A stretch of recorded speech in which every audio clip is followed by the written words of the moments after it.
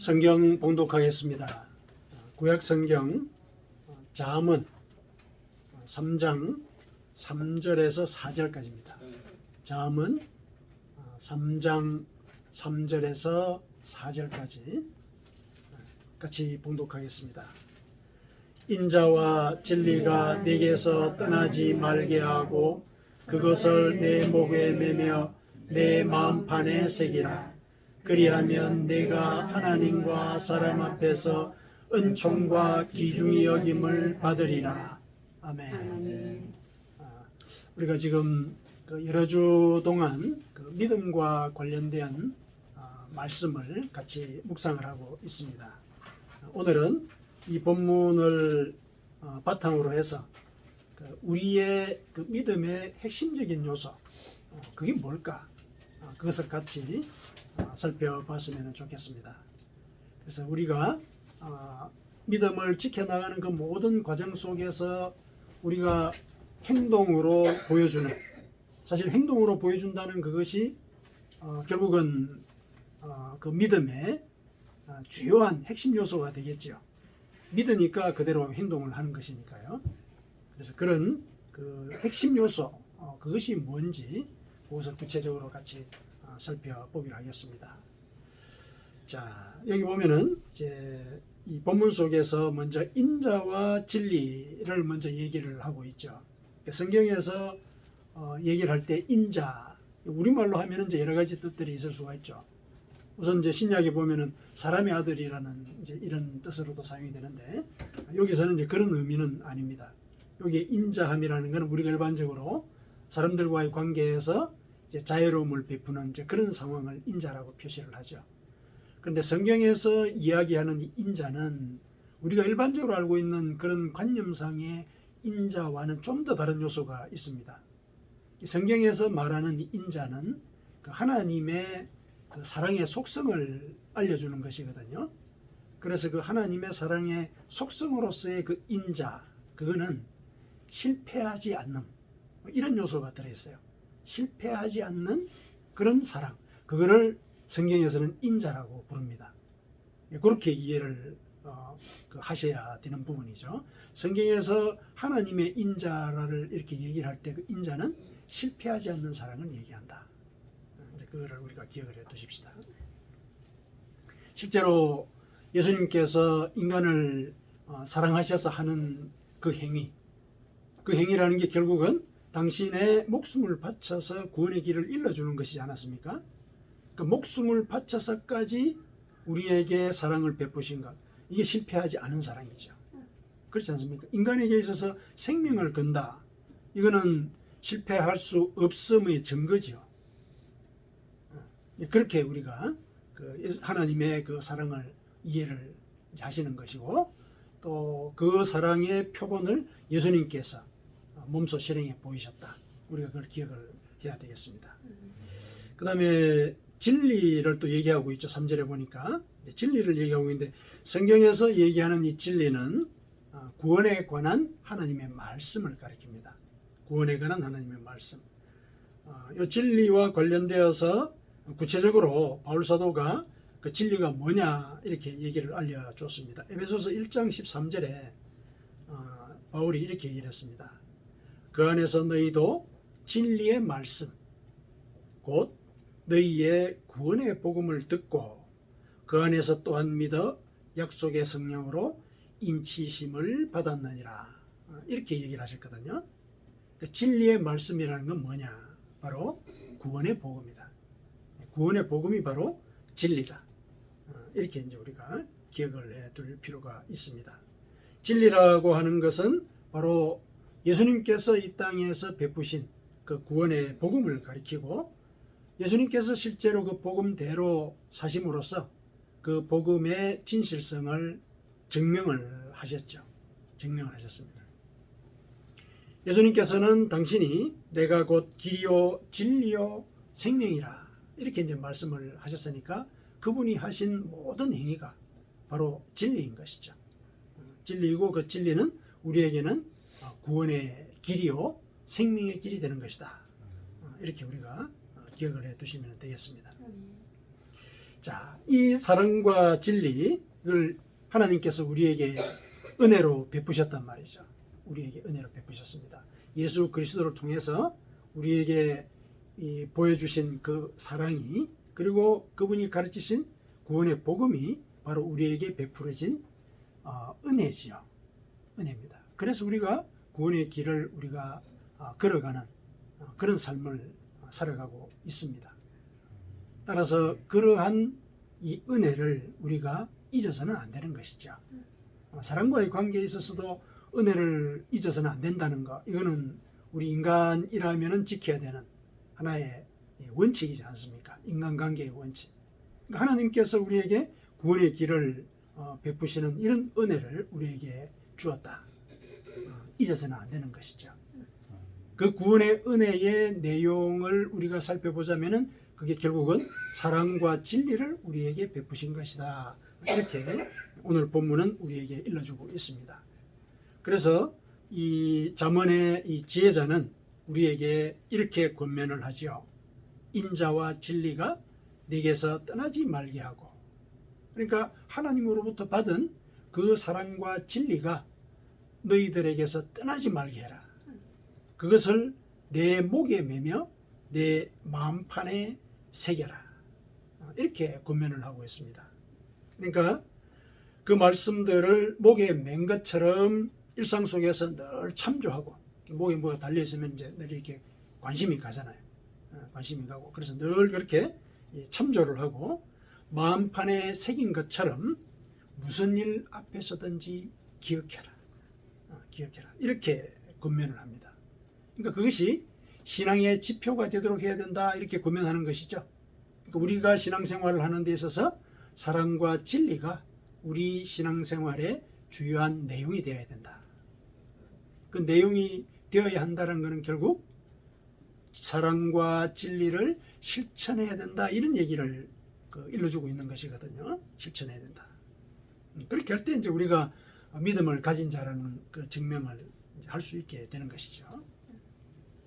그런데 오늘 본문에서는 인자와 진리, 그 사랑과 진리를 두 가지로 얘기를 했지만은 실은 이 두 가지는 서로 분리되어 있지 않습니다. 본문에서처럼 인자와 진리가 이렇게 짝을 이루어서 제시가 되는 것이 성경 여러 군데서 발견이 되거든요. 그래서 인자와 진리는 따로 분리된 그런 개념이 아니라 이 손바닥, 이 손의 안과 밖과 같이 늘 함께 짝이 되어서 그 인간관계에서 베풀어지고 하나님께서 우리에게 베풀기를 요구하시는, 당신께서 또 그렇게 베푸시는 그런 은혜와 또 우리가 베풀 그런 그 사랑의 실천, 그 현장에 그대로 짝을 이루어서 제시가 되고 있다라는 것, 그거를 우리가 확인을 할 수가 있습니다. 시편 25편 10절에 보면은, 시편 25편 10절에 여호와의 모든 길은 그의 언약과 증거를 지키는 자에게 인자와 진리로다. 하나님께서 인간에게 베푸시는, 특히 당신을 따르는 자에게 베푸시는 그 모든 섭리, 그 섭리의 내용을 살펴보면은 인자와 진리다. 사랑과 진리가 하나님의 섭리의 핵심이다. 이렇게 다윗이 고백을 하고 있죠. 그리고 그 인자와 진리가 우리를 또 보호한다고 성경은 또 우리에게 일러줍니다. 시편 40편 11절에 이렇게 얘기를 합니다. 여호와여, 주의 긍휼을 내게서 거두지 마시고 주의 인자와 진리로 나를 항상 보호하소서. 우리의 삶에 있어서 기도가 이래야 된다는 얘기죠. 기도를 할 때 인자와 진리, 하나님의 인자와 진리가 나를 보호하도록. 내가 이 공고한 상태에 빠졌을 때, 내가 긍휼이 필요한 그런 상황일 때 우리는 하나님의 사랑, 그걸 통해서 내가 그 상황으로부터 구출이 되고, 또 지혜가 필요할 그때는 하나님의 진리를 우리에게 베풀어서 우리가 또 구원을 받는, 또 문제 해결을 받는 이런 이제 은혜를 받게 되는 것이죠. 그게 우리가 보호를 받는 그런 중요한 내용이라는 것입니다. 자, 성경이 이제 이렇게 짝을 이루어서 인자와 진리의 그리고 사랑과 진리의 이런 그 역사를 우리에게 일러주고 있는 것인데 왜 이렇게 꼭 짝을 이루어서 제시를 하고 있느냐? 그 첫 번째 이유는 아마 그 하나님의 그 인자, 그 하나님의 사랑이 실패하지 않기 때문에 그래서 항상 짝을 이룬다. 좀 설명이 필요하죠. 왜 실패하지 않기 때문에 짝을 이루느냐? 하나님께서 베푸신 그 사랑이 실패하지 않기 때문에 사실은 그게 진리인 것이죠. 진리라고 하는 것은 실패하지 않는데 그 핵심이 있죠.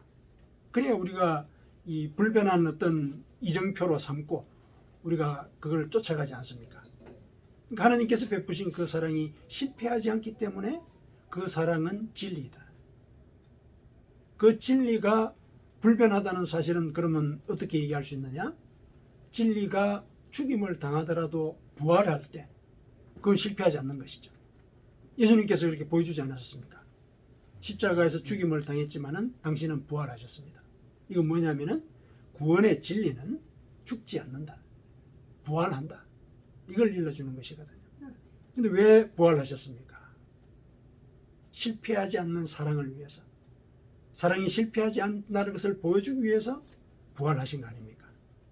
그래서 사랑과 이 진리, 이거는 사실상 논리상으로도 떨어질 수 없는 그런 요소인 것이죠. 하나님께서 우리에게 베푸신 은혜가 실은 그러하다는 것입니다. 어떠한 면모로 하나로 치우치는 것이 아니고 사랑과 진리의 이 융합한 상태, 그런 상태로 우리에게 은혜가 베풀어진다라고 하는 것, 이것을 우리가 믿고 또 그 가운데 확신을 갖고 살아갈 수 있어야겠습니다. 사랑과 진리가 이 융화된 이런 사례, 이게 이제 우리 삶 속에서 실천이 돼야 되는 부분이 이제 우리에게 주어진 이 명령이죠. 오늘 본문이 이제 요구하고 있는 게 그거죠. 너의 목에 메고 마음판에 새기라. 우리 삶 속에서 그 사랑과 진리를 내가 받은 대로 실천해라. 그 얘기를 하고 있는 것이죠. 그러니까 이제 목에 메고 늘 하나님은 나에게 사랑과 진리를 베푸셨고 그 사랑과 진리는 실패하지 않는, 그래서 내가 공고한 상황에 빠지더라도 소망을 품게 되는 그런 힘이 되지 않습니까? 그걸 이제 늘 참조를 하고, 그래서 내가 공고한 상황으로부터 구원을 얻었듯이, 그래서 구원의 길을, 진리의 길을 쫓아가듯이 나도 사람들에게 그것을 베푸는 자로서 살아가야 할 것이다. 이게 오늘 본문이 우리에게 사실은 요구하고 있는 내용이죠. 요구하고 있는 내용입니다. 자, 이 사람 관계에서도 이런 일들이 실제로 벌어집니다. 사람 관계에서도. 왜냐하면 하나님이 인간에게 몸소 보여주셨고 또 인간은 하나님의 형상을 가진 존재이기 때문에 실제로 그런 일들을 할 수 있는 능력이 있는 것이죠. 그런데 이제 그게 이 죄, 그 육체의 소용 이런 것들 때문에 그 능력이 실은 가려지게 되는 거예요. 그래서 발휘를 하지 못하게 되는 그런 상태가 우리 지금 현재의 상황입니다. 자, 어쨌든 한번 예를 하나 드리겠습니다. 다슈랏 만지라는 사람이 있어요. 이 사람 인도 사람이에요. 인도 사람인데 인도 동부에 비하르라는 주가 있습니다. 거기 산골에 사는 사람이었습니다. 이 사람은 이제 나중에 만년에 그 마운틴맨, 산 사람이죠. 산 사람. 산에서 이렇게 활동했던 그런 사람으로 이렇게 불렸어요. 그래서 마운틴맨이라는 이름으로 그 사람의 일대기가 영화로 제작이 되기도 했습니다. 그리고 2016년에는 그 인도 그 우표에 이 사람의 얼굴이 인쇄가 됐었어요. 그 인도인들의 마음속에 아주 깊은 인상을 남긴 사람이라는 얘기죠. 이제 그런 이제 실존 인물인데요. 그 사람의 일대기를 조금 소개를 좀 드리겠습니다. 그 인도에는 그 카스트 제도라는 게 있지 않습니까? 이 카스트 제도가 있는데 거기 이제 최하층민이 있거든요. 최하층민이 있는데 이 다슈랏 만지가 그 최하층민으로 태어났습니다. 일단 그렇게 태어나면은 그런 이 신분은 세속이 되거든요. 그러니까 노예로 태어난 거예요. 노예 집안에 태어났기 때문에. 그런데 이 사람은 노예로서 살기가 싫었습니다. 그래서 그 마을을 도망을 가버립니다. 도망을 가가지고 도시로 들어가게 되죠. 그래서 온갖 고생을 다 하면서 이제 청년기를 보내게 됩니다. 그러고 난 뒤에 고향으로 다시 돌아옵니다. 이제 고향에 와서 결혼을 해야 되겠다는 마음이 들었던 거죠. 와서 우연찮게 사랑하는 여자를 만나게 되었고 결혼을 하게 되었습니다. 그런데 아내가 딸을 임신한 상태에서 물건을 들고 산길을 오르다가 발을 헛디딘 거예요. 그래서 굴렀죠. 굴러가지고 부상을 당했습니다. 그러니까 아내가 이제 부상을 당했고 임신한 상태이기 때문에 얼마나 급한 상황입니까? 그런데 그 산골에는 병원이 없었어요. 그래서 이 아내를 막 이렇게 부축하고 업고 이러면서 이제 도시로 이제 걸어서 갔습니다. 근데 너무 이제 시간이 지체가 된 거죠. 많이 걸어가다 보니까. 그러다 보니까 이제 아내는 목숨을 잃고 이제 뱃속에 딸만 구하게 되었습니다. 그 후에 이제 낙심한 상태에 있다가 이 만지는 결심을 하게 됩니다. 내가 이 산에다가 길을 내야 되겠다. 이렇게 이제 결심을 하죠. 그것이 아내의 죽음에 대해서 경의를 표하는 것이다. 이렇게 생각을 한 겁니다. 그래서 밤낮으로 망치하고 끌을 갖고 돌을 깎아냈습니다. 그러니까 사람들이 이제 그 하는 행위를 보니까 기이하다고 생각한 거죠. 어떻게 망치하고 끌만 가지고 저 산에 길을 낸다고 저럴까? 인생을 낭비하고 있다. 근데 많이 했다고 보는데 어떻게 산을 그냥 이렇게 긁은 정도에나 불과하네. 뭐 이런 등등의 이제 그 얘기들이 들리는 거예요. 게다가 이제 아버지로부터는 이런 얘기도 들어요. 네 자식들은 누가 부양하냐? 나도 너무 힘들다. 네 자식은 네가 부양해야지. 너 맨날 밥만 먹고 가서 이 산에 가서 이렇게 돌만 치냐? 이런 이제 얘기도 듣고 뭐 여러 가지 비난을 다 겪게 됩니다. 또 어떤 해는 그 마을에 가뭄이 들어가지고 마을 사람들이 다 떠나버린 거예요. 먹고 살 게 없으니까. 이제 이렇게 조금 먹고 살만한데 가서 이렇게 뭐 소작을 하든지 일거리를 붙여 살다가 다시 이렇게 돌아오는 이제 그런 방식인 거죠. 사람들이 아무도 없는 거예요. 혼자서 이제 또 계속 또 산을 깎아냈습니다. 그 와중에 독사한테 물려가지고 또 엄지발가락을 이렇게 잘라내야 되는 이런 사고까지 당했습니다. 물론 발가락 잘라내는 건 자기가 했죠. 어디 가지도 못하니까. 그러면서 이제 이 일을 하는 데 있어서 이제 자금이 좀 이제 필요하다. 또 자금을 댈 수 있는 경로가 있다. 이런 얘기를 듣고 지원금을 신청을 했는데 그 지원금을 허락을 받았는데 사기를 당한 거예요. 사기를 당해가지고 하나도 받지를 못했어요. 이 공무원들이 중간에 이렇게 이 농간을 벌여가지고 한 푼도 못 받게 되었습니다. 이게 뭐 사실 좌절하려면 충분히 좌절할 만한 그런 여건들이 계속 이어지는 거죠. 그러나 그는 굴하지 않았습니다. 계속 돌을 쳐냈죠. 계속 쳐냈습니다.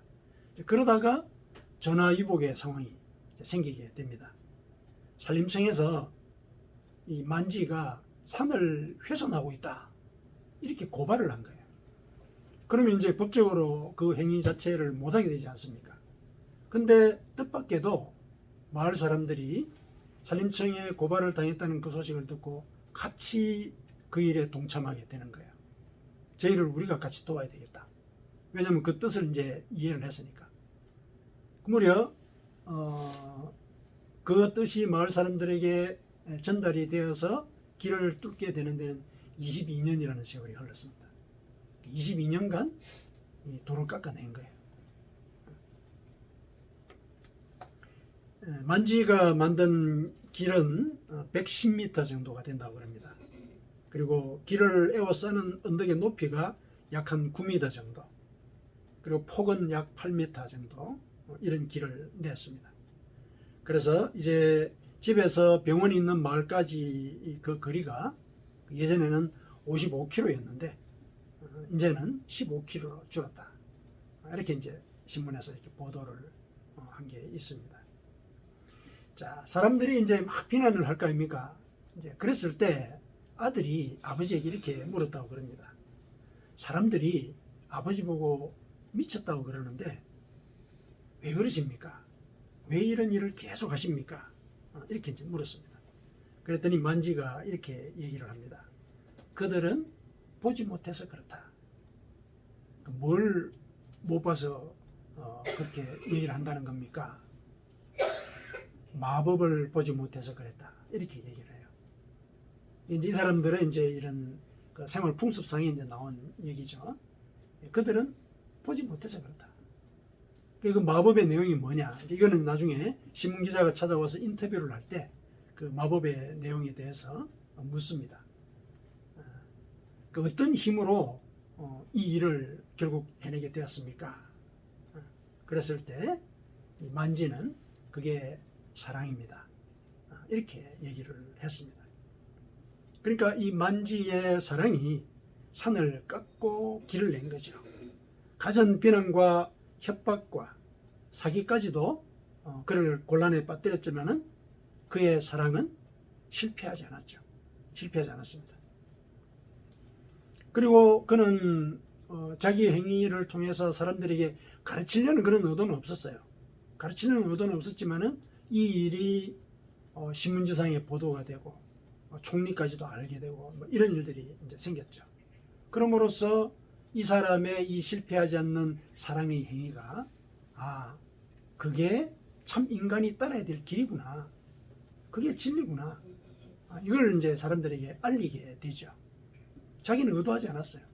그런데 이 실패하지 않는 사랑, 그 사랑에 실패하지 않음, 그게 그 사랑을 진리로 사람들에게 알리는 그런 계기로 작용을 하게 된 것이죠. 산을 깎아서 길을 낸 대로 사람들에게 인생의 난관이 앞에 있을 때는 그것을 돌파할 길이 있다. 실패하지 않는다는 그런 믿음, 끝까지 해내고야 말겠다는 그런 사랑의 힘, 이걸 통할 때 우리는 구원의 길을 만들어낼 수가 있다. 이건 이제 알려준 것이죠. 그러니까 이 만지의 이런 행위, 이 속에도 결국 사랑과 진리는 융합이 된 상태로 사람들 눈앞에 보여지게 되죠. 자, 이제 이러한 일들이 일반 삶 속에서 우리의 인간관계에 있어서도 이렇게 베풀어질 수 있다는 거, 이제 우리가 하나 예를 들어서 이제 봤습니다. 이런 이야기를 우리의 삶 속에서 한번 만들어 보라. 잠언의 지혜자는 우리에게 오늘 그것을 권면을 하고 있습니다. 그래서 우리가 이제 이 일을 이제 실행을 이제 해야 되는 것이 우리 앞에 놓여 있는 일이기는 한데, 그렇지만 우리가 가만히 생각해 볼 때 과연 우리가 실패하지 않는 그 사랑을 장담을 하고 그 일을 과연 이뤄낼 수 있을까? 이 실패하지 않는 사랑 내가 장담할 수 있을까? 그 부분에서부터 우리는 조금 주저하게 되지요. 그렇죠? 주저하게 됩니다. 그러나 이제 무슨 일이든지 그렇죠. 목표가 있기는 하지만은 그 목표 자체가 눈앞에서 반드시 순식간에 이루어질 것, 그것을 우리가 부담으로 여길 이유는 없죠. 멀리 있는 일이니까. 그래서 실패하지 않음이라는 것이 중요하죠.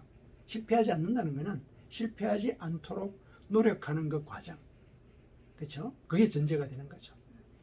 그리고 거기에 투여되는 시간, 땀, 이게 전제가 될 때 실패하지 않음, 이게 이루어지는 것이지 않습니까? 그렇다면 이제 우리도 이 실패하지 않는 사랑을 통해서 구원의 진리를 우리 삶 속에서 이룰 수 있는 그런 길이 있다. 다만 우리가 시간과 땀을 투여해야 된다는 것. 그러니까 사랑을 한다고 했을 때도 그 사랑에도 시간과 땀이 필요하다는 거죠. 그걸 이제 우리가 기억을 할 필요가 있습니다. 사랑의 이 모든 과정들, 우리는 관념적으로 알고 있는 경우들이 많고, 또 사랑을 얘기하면 정서적인 어떤 효과, 이런 것들을 먼저 떠올리죠. 먼저 떠올립니다. 떠올리지만은 성경에서는 그런 정서적인 효과, 물론 이제 인정을 합니다. 인정을 하지만은 사랑을 행위라고 성경은 사실은 정의를 하고 있습니다. 내가 사랑한다라고 하면은 그 사랑은 행동으로 드러내 보여줄 수 있을 때 그게 바로 사랑이다. 성경이 늘 얘기하고 있는 게 그거죠. 가장 예를 들어서 대표적인 그 사례가 고린도전서 13장이죠. 그 사랑장이 있지 않습니까? 근데 사랑장에서 얘기하고 있는 게 뭡니까? 사랑은 오래 참고, 거기서부터 시작을 하죠. 오래 참고. 전부 다 행위로 표현하는 거예요. 다 오래 참는다.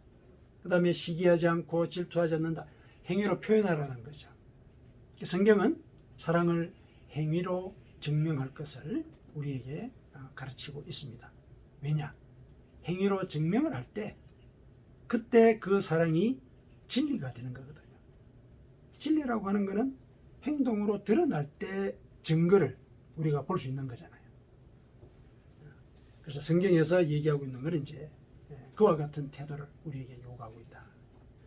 다슈랏 만지가 베푼 그 사랑은 사실은 가족에게 대한 사랑이죠. 가족에 대한 사랑입니다. 우리도 우리 주변에 이런 사랑과 진리를 베풀 가족이 있잖아요. 가까운 사람, 멀리 볼 것 없습니다. 내가 내 가족 그리고 내 동료를 정말 끝까지 성심을 다해서 사랑을 하는가? 이건 이제 반성해 볼 필요가 있는 거죠. 끝까지 성심을 다해서 사랑하는가? 끝까지 성심을 다해서 사랑할 때 나는 진리를 쫓는 자로서의 면모를 그 사람들에게 보여주는 거거든요. 그렇지 않습니까? 그걸 우리가 이제 돌아봐야 되는 거죠. 여러 번 이제 여러분들에게 말씀을 드렸지만은 우리는 생각하면서 살아야 되죠. 하나님의 말씀이 우리에게 주어졌을 때 그 말씀을 우리의 상황 속에다가 접목을 해서 해석을 해 나가야 됩니다. 하나님의 뜻이 뭔가. 그런데 그런 생각이 없이 그냥 살게 되면은 사는 대로 생각한다. 그렇죠? 생각하는 대로 살아야 그 생각이 삶을 이끌어가는 거거든요. 믿음도 그렇다는 겁니다. 우리가 신앙생활을 하게 되지만은 신앙생활 가운데 하나님께서 원하시는 그 하나님의 나라와 그분의 의로움이 뭘지 생각하면서 살 때 하나님의 나라와 그 의로움이 우리 삶의 이정표가 되는 거거든요. 우리 신앙생활 이정표가 그렇게 해서 만들어지는 겁니다. 그런데 우리가 신앙생활을 하는 가운데 그냥 살아가는 대로 신앙생활을 하면 되지. 이렇게 하면은 우리의 살아가는 방식이 우리의 신앙생활도 이끌고 가게 되죠. 우리는 육체를 입고 있는 존재이기 때문에 육체의 소욕에 영향을 받기가 쉽습니다. 정욕과 탐심에 우리는 굴복하기가 쉬운 존재라는 얘기죠. 그러면은 사는 대로 우리가 이 생각을 하게 된다. 그렇다면은 정욕과 탐심이 내 생각의 주요한 요소가 되어버리는 거예요. 그러면 이제 결국은 멸망의 길로 갈 수밖에 없는 그게 이제 우리를 기다리는 것이죠. 그래서 오늘 이 본문이 우리에게 권면하는 것은 실은 그 멸망의 길에 대한 경고에 해당하는 것이죠. 그래서 그 인자와 진리를 우리 마음판에 새기고 목에다가 매라. 실행을 하라. 그것이 구원의 길이고 또 그 구원의 길을 통해서 내 주변에 있는 사람들 그들에게 우리의 사랑을 증명할 수 있게 된다. 자, 그렇게 하면은 무슨 유익이 있느냐 이것도 우리가 살펴볼 필요가 있습니다. 무슨 유익이 있느냐 크게 보면 이제 우리가 그 영적인 구원과 정결한 삶을 얘기를 할 수가 있는데 성경은 우리가 사랑과 진리를 실천하면서 살았을 때 어떤 유익이 있는지를 구체적으로 일러주고 있습니다. 자, 첫 번째 오늘 본문에서 분명히 그렇게 얘기를 하고 있죠. 본문에서 보면은 그리하면 네가 하나님과 사람 앞에서 은총과 귀중히 여김을 받으리라. 하나님의 은혜를 받고 또 사람들로부터 귀히 여김을 받는다. 이거는 사실 큰 틀에서 우리에게 주어지는 유익입니다. 우리가 사랑과 진리를 따랐을 때 얻게 되는 유익. 그거 이제 구체적으로 한번 살펴보십시다. 구체적으로 잠언 14장 22절에 뭐라고 얘기하고 있냐면은 선을 도모하는 자에게나 인자와 진리가 있으리라 이렇게 얘기합니다. 선을 도모한다는 것은 결국 우리가 인자와 진리를 베푸는 자로 산다는 얘기죠. 그렇게 살면 하나님이 우리에게 인자와 진리를 베푸신다는 거죠. 그 얘기입니다. 하나님께서 우리에게 사랑과 진리를 베풀어 주신다. 실패하지 않는 사랑을 더 확인하게 해주시고 또 구원의 길에서 우리가 실수를 해서 견나갈 때도 돌이킬 수 있는 기회를 주신다는 얘기죠. 예. 그 다음에 두 번째는 잠언 16장 6절에 이렇게 얘기를 하고 있습니다. 인자와 진리로 인하여 죄악이 속하게 되리라. 이게 뭡니까? 우리가 일상 속에서 하나님의 사랑과 진리를 베푸는 자로서 살 때 우리의 죄가 용서받는다는 얘기죠. 용서받는다는 얘기예요. 우리의 죄가 용서를 받을 수 있는 길이 바로 사랑과 진리를 실행하는 것이다. 이걸 일러주고 있습니다. 자, 여기에 더해서 잠언 20장 28절에 사랑과 진리는 우리를 보호하고 우리의 터전을 견고하게 만든다. 이렇게 일러주고 있습니다.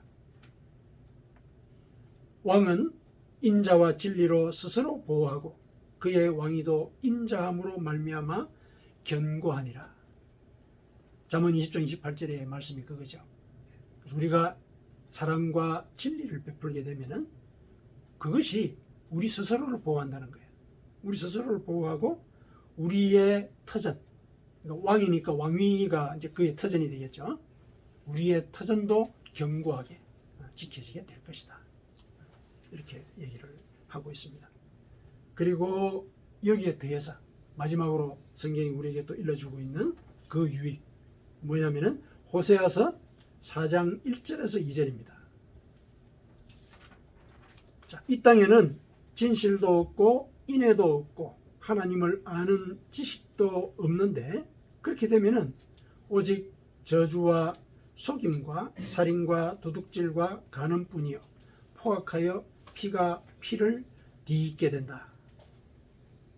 그러면은 이와 같은 상황을 이겨낼 수 있는 길이 뭐냐?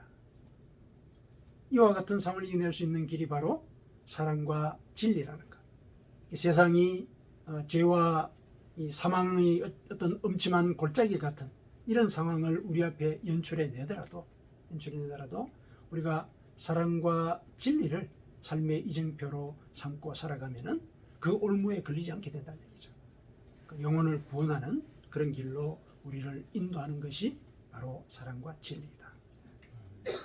사랑과 진리는 이렇게 해서 우리를 구원의 길로 이끈다. 이것을 오늘 본문이 우리에게 일러주고 있습니다.